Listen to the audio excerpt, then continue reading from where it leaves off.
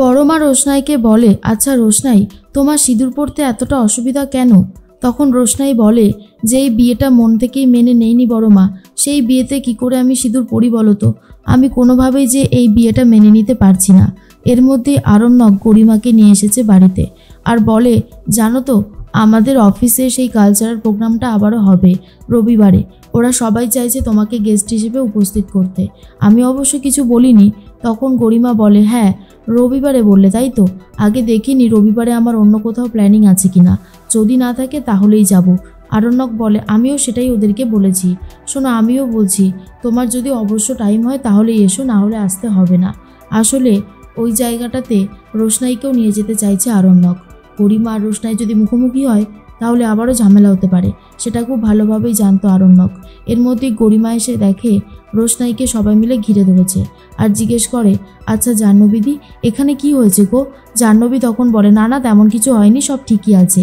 আসলে আমরা একটু কথা বলছিলাম রোশনাইয়ের সাথে। তুমি জানো তো কাল রোশনাইকে সিঁদুর পরতে হবে, সেরকমটাই বলেছে ঠাম্মি। কি ঠাম্মি, আমি ঠিক বললাম তো? ঠাম্মি তখন বলে, হ্যাঁ, কালকে ভিডিও কলে রোশনাইয়ের বরকে আমরা দেখব আর তারপরে রোশনাই কালকে থেকে সিঁদুরও পরবে। গরিমা বলে, বাহ, এটা খুব ভালো কথা। এদিকে রোশনাই সিঁদুর পরতে চায় না বলে মিনি তখন বলে, রোশনাই সিঁদুর পরবি না কেন রে? সিঁদুর পরলে তো তোকে দেখতে অনেক সুন্দর লাগবে। আচ্ছা আমি না তোকে বাদশার সাথে বিয়ে দিয়ে সিঁদুর পরার ব্যবস্থা করে দেব, তাহলে তো ভালো হবে বল। আর দেখি বাদশাদার পাশে তোকে দাঁড়ালে কেমন লাগে, কি সুন্দর লাগছে। আর এসব দেখার পরে প্রচণ্ড রেগে গিয়ে আরণ্যকের মা বলে, এই মিনিটার না মাথার মধ্যে কোনো বুদ্ধি টুদ্ধি নেই। ও জানে যে গরিমা দিদির সাথেই ওর বাদশাদার বিয়ে ঠিক হচ্ছে, তারপরেও যত সব এইসব নাটক করতে শুরু করে। এর মধ্যেই আরণ্যক মনে মনে ভাবে, রোশনাইকে কাল বাঁচাতেই হবে যেভাবেই হোক না কেন। সকাল হতেই বাজারে চলে গেছে শ্যামদা, আর সেখানে গিয়ে রাজেশের খবরদারি সেই লোকটার সাথে দেখা হয়।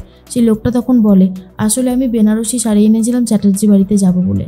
শ্যামদা তখন বলে, আমাদের বাড়িতে এখন যাওয়া হবে না, বাড়িতে এখন একজন অসুস্থ আছে, আর সেই লোকটাকে কাটিয়ে দেওয়ার চেষ্টা করছে।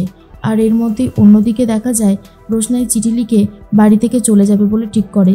চিঠি লিখে যেই না আরণ্যকের ঘরে রাখতে যাবে তখন ভুল করে আওয়াজ করে ফেলে রোশনাই।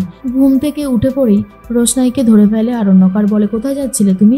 আর এটাই বা কি? চিঠিটা পড়তে থাকি আর বুঝতে পারে রোশনাই আবারও চলে যাওয়ার প্ল্যান করে। তখন রোশনাই বলে, আমার আর ভালো লাগছে না স্যারজি, আমাকে দয়া করে এখান থেকে যেতে দিন। আরণ্যক বলে, তুমি কোথাও যাবে না, আমি তোমার বরের ব্যবস্থা করে দেবো। ভিডিও কলে ওরা তোমার বরকে দেখতে চেয়েছে তো, দেখছি কি করা যায়।